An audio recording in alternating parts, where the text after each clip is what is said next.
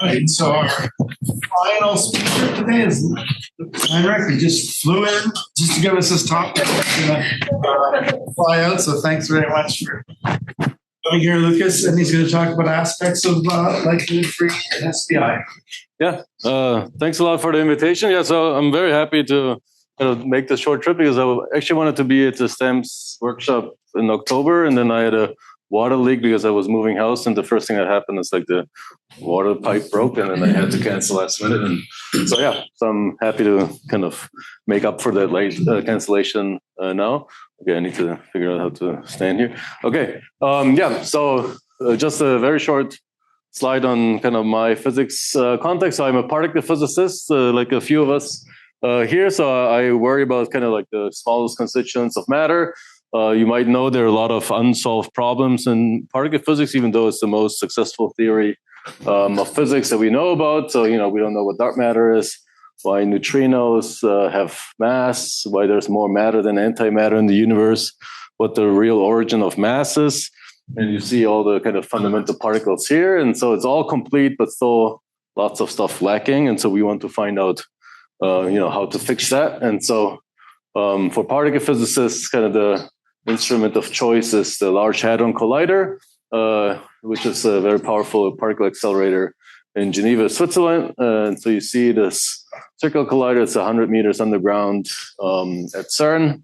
And there are two beams, one going clockwise, the other one counterclockwise, that collide at these four collision points. And so I work on Atlas. Ishik, I think, used to work on Atlas. Maybe now he's working on CMS, the enemy. So I don't know where Phil is. So Phil also works on CMS. I don't know if we have Atlas and LHCb people here. But okay, so this is where we try to figure things out.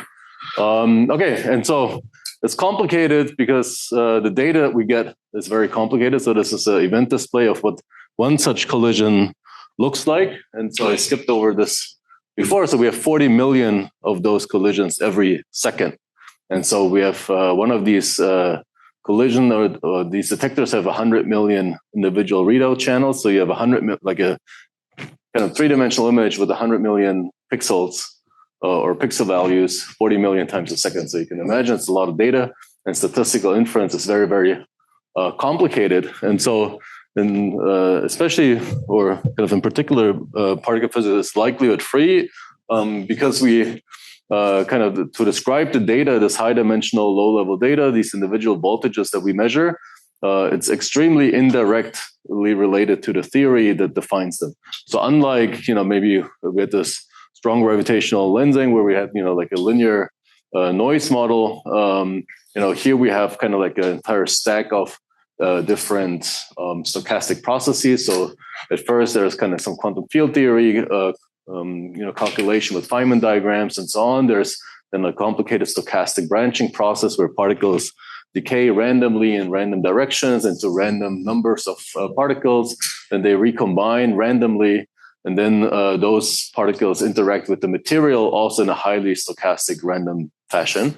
And so really what you would need to do in order to kind of write down the likelihood of the data under the theory is you would need to kind of integrate over all of these kind of this Markov chain or, ancestral sampling of all of these individual stochastic transitions. And this is like a, 100 million dimensional integral. And also the data space is 100 million dimensional. So you cannot just fill a histogram.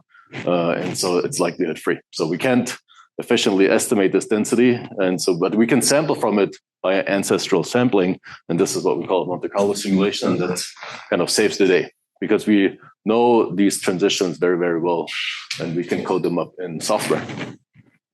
Okay. And then basically, because it's likelihood free, the way that we do data analysis, inference is essentially in kind of finding a good way to compress this high dimensional data into low dimensions again to a point where we actually can do kind of likelihood free or simulation based density estimation, namely in one dimension, right? In one dimension, you can fill a histogram and, it doesn't matter whether or not this density has a name or not, doesn't have a name, you can just fill this histogram. But we need a way to compress this high dimensional 100 million dimensional data into one dimension. This goes through a series of human inspired summary statistics, what we call reconstruction. So we take, for example, in the individual space pointers, we try to fit helices to them, what we call tracks. These tracks have parameters, and so that's already one compression step. Then we take a lot of these tracks and, kind of the calorimeter, which is a little bit like an image. And so we can cluster in the image space. So we take many pixels and represent them as clusters with means and some moments. And so we can combine those into particles and so on. And so it's like a multi-layered hierarchical kind of summary statistics compression thing. And so basically the idea is that if you want to do inference on the theory, given the data, you can do it approximately by compressing this, and hopefully what is a compression that doesn't lose too much information, kind of, and saturates maybe the data processing and the quality in some sense. Okay, so the question that a lot of us care about is, what is the best way to compress this data in order to get to a one-dimensional summary statistic that is very, very closely related to this, the parameters of the theory. So here in this example, it's a specific compression that is relevant for the Higgs boson, where you see this peak in this density is very much related to the mass of the Higgs boson. And so we found a way to compress 100 million numbers into one that is very easily connected to theory. Okay.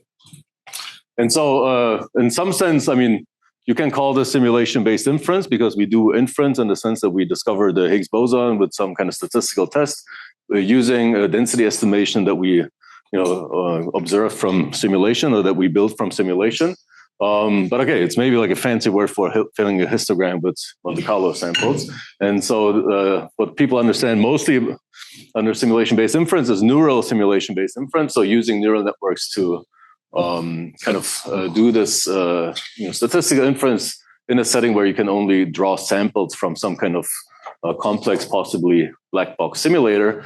And so this has really changed how we think about simulation-based inference in the last decade or so. There's a famous review paper by Kyle Kramer and co-authors on the various ways you can do it. So there's neural posterior inference, neural ratio inference, and many variations of that.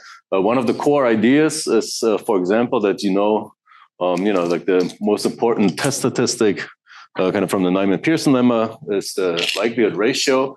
And like one of the key insights is that by training a neural network to differentiate between two hypotheses or samples from two hypotheses, the decision boundary it will find is very closely related to the likelihood ratio, because we know that the likelihood ratio is optimal. So an optimization procedure will find it. So if you train a neural network, so in gray, you see the likelihood ratio kind of analytically for these two Gaussians, which we know. And then if you train a neural network, you can see it really hugs the contours of the likelihood ratio. So training a classifier is basically the same thing as estimating the likelihood, but you don't need to know the numerator or the denominator in this ratio, and you can estimate it directly. Okay, so it's kind of this SPI story is very nice, and you can write it down in a few lines of code. So one of the problems is that particle physics is high dimensional in three different ways, and so not all of them are kind of equally kind of represented in the normal SPI literature, even though a lot of the SPI stuff maybe actually emerged from particle physics, arguably. And so, okay, it's high dimensional in the sense that like a single observation that we have is high dimensional. It's 100 million dimensional. And so we want to have some kind of compression or summary of this. But then, and this is the same if you want to do, let's say, SPI on like an image from astrophysics or something like this, or some other application, they have the same, high dimensional, let's say, data space. But then we have IID data sets, so very large data sets where we have 40 million collisions a second. And so when we want to do inference, we want to do population level inference. And so we want to infer the Higgs mass not from a single collision because it's uninformative. We want to infer the Higgs mass from millions or billions of these collisions. And so really this is kind of the data that is kind of in the Bayesian, like in Bayes' theorem, kind of the conditioning variable. It's a data set and not like a single instance. And then there's also another problem that the parameter space that we want to do inference on is also very large, like hundreds or thousands of parameters. But interestingly enough, most of these parameters are not so interesting. They're nuisance parameters that are needed to kind of drive the simulation. But the thing that we're interested in, maybe one or two parameters, like the mass of the Higgs boson. And so these three things combined kind of make it difficult to drive the standard SBI workflow. And so that's kind of like the setting I want to talk about. So when we want to do inference, so as I said, so our conditioning variable or like the data in our inference problem is the data set. And so in a kind of Bayesian setup, we want to get the parameters of the theory given hundreds of millions of these events, where every event is has 100 million pixels. Or we want to do the likelihood ratio, and so this is a very large IID sample. And so, okay, here this is a very strong assumption. That's very good because we have a repeated experiment, and so to a very good approximation, this is IID. And then maybe another thing that is parameterized is the cardinality of the set, but we can kind of in high-energy physics speak, we would call this an extended likelihood. But okay, maybe that's a detail that is not so important. Okay.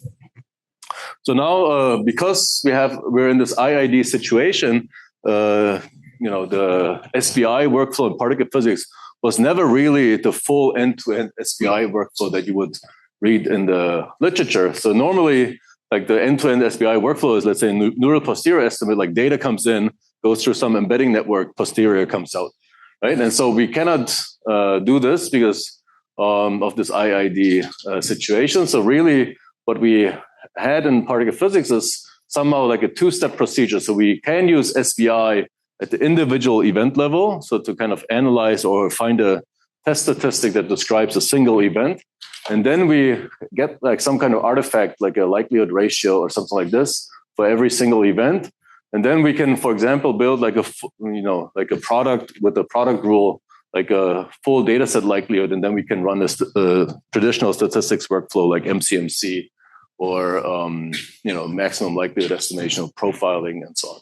And so really what we didn't have is kind of this idea that we can stick in all the billions of events on one side, run it through some kind of neural network and get the result on the other side, because that seemed infeasible. Okay, so one of the examples, and so this is, for example, what Ishik worked on a lot is, okay, so we can basically say, okay, in the IID setup, the full data set likelihood is basically just the product of the per event likelihood. And so really the only thing that you need to train is, for example, single event likelihood ratio estimator. So this is something you can estimate with the neural network. Then we could build a full data set likelihood by just taking the product or summing up the log likelihoods. And then we can run standard inference like MCMC, MLE, and so on the kind of data set level likelihood ratio. And that's it, right? But notice, so that there's like this traditional statistics component that happens after the neural network stuff. And so one of the questions I was thinking about is, can you actually get to a fully end-to-end SBI workflow where data comes in, like data set comes in, and result comes out. Okay, another problem that has to do with the kind of large dimensionality of the parameter space is that most of the parameters are kind of uninteresting. They're nuisance parameters. So really, what we're interested in is kind of like a low dimensional kind of projection of that. So in Bayesian statistics, you would kind of think of more like a marginalization. So you marginalize all the nuisance parameter. What you're left with is kind of the single parameter posterior, so like a one-dimensional posterior, or in the frequentist setup, you have like a profile likelihood where you profile out all the other nuisance parameters by taking like the maximum, the conditional or constraint optimization maximum likelihood and divided by the global maximum likelihood estimators. And that is also like a test statistic that only depends on the parameter of interest, the same way that the single one-dimensional posterior only depends on the parameter of interest. And okay, but in order to kind of actually do this composition idea, like here, right, you need to actually compose the full parameter space likelihood ratio, because you cannot combine profile likelihood ratios and you cannot combine marginalized posteriors, right? So the only thing you can combine is the full likelihood ratio. profiles and marginals don't compose in the same way because they basically, modify the artifact. Okay, and so that means you need to train a SBI method on the full parameter space. That's very expensive.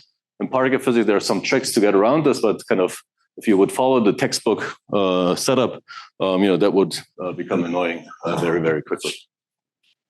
And okay, so there are we wrote a series of 3 papers to kind of take a stab at this data set level SBI idea. So there was one in 2022, then one in 2023. And actually, I was very happy. I was talking to Mikael. I'm not working on statistics all that much because I was focused on foundation models and so on, but it was very good timing because we just published this paper like a week ago or something. Okay, so I'll roughly kind of touch on these 3 papers a little bit. And so one of the first paper was basically kind of getting around this, data set level SBI with this profiling idea. And so the likelihood ratio trick that I showed at the very, very beginning has a very simple argument. So from the Nyman-Pearson lemma, okay, the test statistic is a function. It's a function that has some kind of optimality property in the sense that it's the optimal function to do a point by point versus point hypothesis test. And so that means that if it's the function that has some optimality procedure, you should be able to find this function with an optimization against a useful objective. And so basically the trick is, the likelihood ratio is optimal for hypothesis testing. So function optimization, which is basically machine learning for discriminating between these 2 hypotheses should converge in the, limit to the likelihood ratio. And this is exactly what happened, what we saw in the animation. And so one of the things I thought about, okay, is there a low dimensional equivalent for the profile likelihood ratio? So can we find an argument why the profile likelihood ratio statistic is optimal? And if yes, if we can find such an argument, then we should be able to find optimization procedure for machine learning that directly estimates the profile likelihood ratio without us having to do any optimization or density estimation. And turns out you can somehow formulate the profile likelihood ratio as a function that has some optimal properties. And it's something I kind of appreciated more when I gave my first lecture on statistics when I became faculty. So I went back to the paper by Abraham Wald from 1943 that introduced the profile likelihood ratio. And he kind of describes in what sense, so why you should be using the profile likelihood ratio. And basically the idea is that the profile likelihood ratio is the test statistic that has like optimal average power across like a specific selection of alternative hypotheses. So, there is no kind of globally optimal test statistic for, nested hypotheses. The Nyman-Pearson lemma is only true for 2-point hypotheses. But in this nested setup, the profile likelihood ratio is the one that has optimal power against alternatives that are kind of, equally distributed around the null hypothesis. And so you kind of have the null hypothesis here. And so the sampling distribution of the profile likelihood ratio under the null is like this chi-square distribution. And then the alternatives, that sit on different POI points and different Nugent's parameter points, they kind of follow a non-central chi-square distribution. And so now, because we can somehow formulate the profile likelihood ratio as a type of optimal test statistic, we can find it through optimization. And so this is something that we kind of showed here in this first paper. And then so, and this is something that is only defined on the data set level. So the profile likelihood ratio is something that happens once you have the full data. And so in our data set level thing, we can kind of find a simple version of this where we're only looking at the cardinalities or subcardinalities of a data set. So let's say counts in a counting experiment. So like a very famous example is this on-off measurement.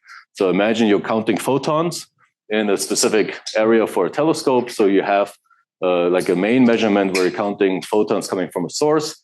In order to estimate the background photons, you kind of shift your telescope for a little bit, and in a sense, like the set of photons collapses to a count of photons because your the telescope is not sensitive enough to differentiate between maybe the spatial distribution of photons. You're just counting these photons. And then, so then if you do this and you follow this procedure of kind of optimizing for average power in this situation, you find a kind of neural network kind of score, which is between 0 and 1, that if you compare it against the profile likelihood ratio, it's 1 to 1. And so essentially you can learn to profile without ever having to do any density estimation or any optimization, directly. So that was kind of fun. But we of course want to go beyond Cardinal. So there are lots of examples where you have IID data sets where you're not just counting individual, subgroups of these events, but you actually take the features of every instance of this data set into account. And so now, really what we want to do is the SBI workflow at the data set level, where our simulator and simulation-based inference kind of produces variable size set. So you imagine you run a simulator and it gives you like an IID sample of, sometimes 100 instances, sometimes 110 instances, sometimes 90 instances. So every time you run the simulator, you get like a bag of things that has, high dimensional features associated to it. And so here's an example of a generative model of this. So imagine you have like some kind of parameter that first, stochastically fixes the cardinality of the set. So maybe, based on this cardinality, you have like this plate operator where you produce like some latent representations of the set instances, and there's like some kind of edge that renders kind of the observable value from the set. And so you get like a bag of X's, right? So this is like an example. And so how do you do SBI on this? And so, the naive approach is just, take a set and, just do SBI, take the set, stick it into a neural network and do a neural posterior estimation or something like this. And so there's, very rich literature on how to, embed sets with neural networks, the same way you would embed like an image into, with like a convolutional neural network.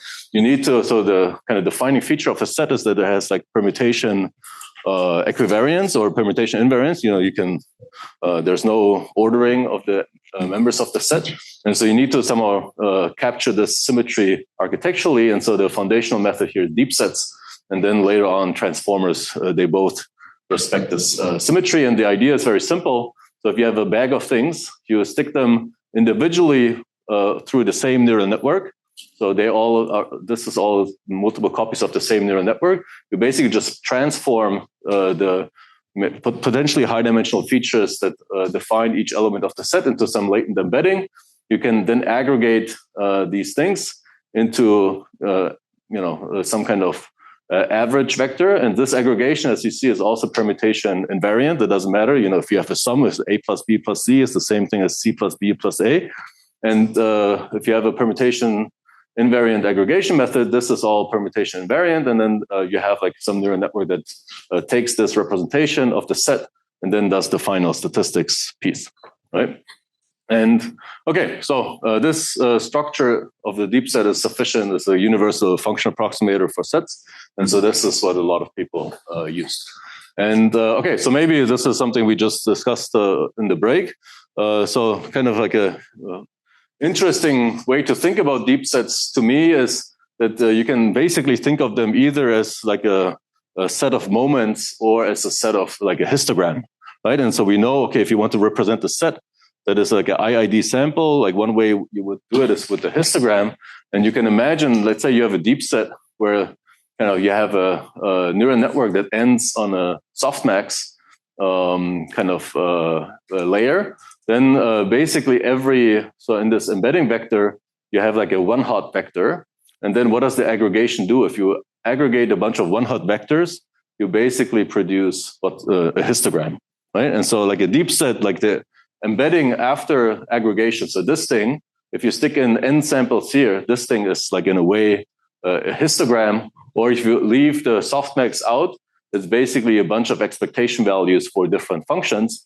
And so you have like a bunch of moments, like you're measuring, you have like a bag of things and you're measuring a bunch of moments. And it's kind of clear that, this structure somehow is an embedding of the density of, your IID process, right? And so what happens during learning is that deep sets basically choose, because this is a one-dimensional histogram, they choose which projection to use in order to preserve maybe most of the information in about the IID process.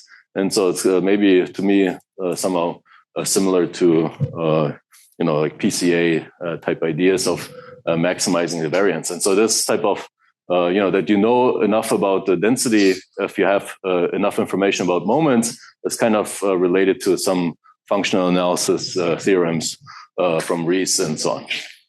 Okay, so unsurprisingly, the standard SBI workflow works. So you can take your sets of things, and so we have in the second paper we had examples of strong gravitational lensing.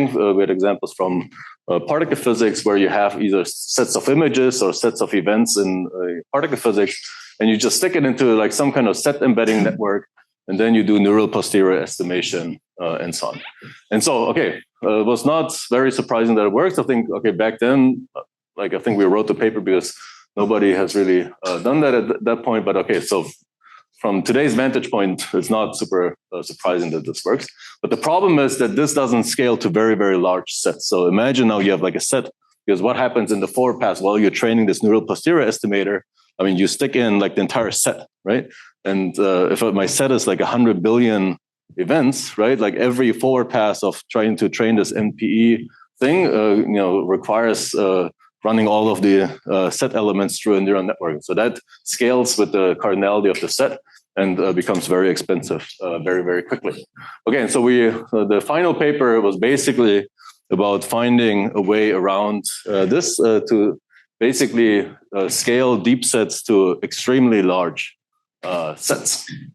And so for simplicity, you can also do it for frequentist type stuff. For simplicity, I'll only describe kind of like the Bayesian version. So, if you want to do kind of posterior inference on this IID set, essentially what we are looking for is some kind of embedding strategy for this very large cardinality data set D that kind of is an IID data set of a lot of X's. And so the question that we were thinking about, can we find a kind of training procedure that produces a kind of sufficient in the sense of, not information losing embedding of the data set without ever training in the forward pass on the full data set, right? And so the answer is yes. And in like a kind of specific case, like under mild assumptions. So one of the assumptions that we're doing is that we kind of assume that like in an IID setting, there's a very specific way how we can describe a minimal sufficient statistic for this set, right? And so let's say we want to infer theta. So what is a minimal sufficient statistic? It's a set of features of the data that is sufficient in the sense that it is enough as a conditioning variable to basically saturate the full posterior. And so what we're kind of proposing is that, the following information is enough for many, many situations. So really you only need the cardinality of the set and some kind of pooled features of a kind of single event test statistic. So, you have like for every element of the set, you have some kind of feature extractor T star. This produces some kind of vector. We are pooling this like in the deep set. And then this combined with the cardinality of the set is enough information to basically be optimal in your inference procedure. And so this is, for example, this assumption is true in, for example, the exponential family.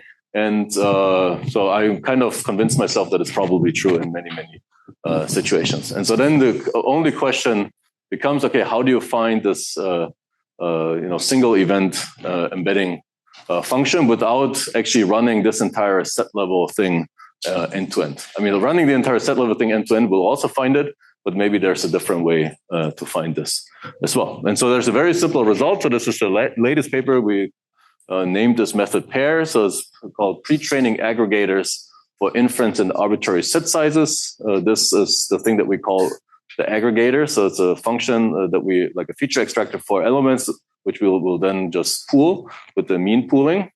And so the idea is it's very simple. So it's sufficient to find this aggregator. It's sufficient to kind of pre-train just on pairs. So on 2 element sets, and you just do SBI on kind of the n equals 2 case.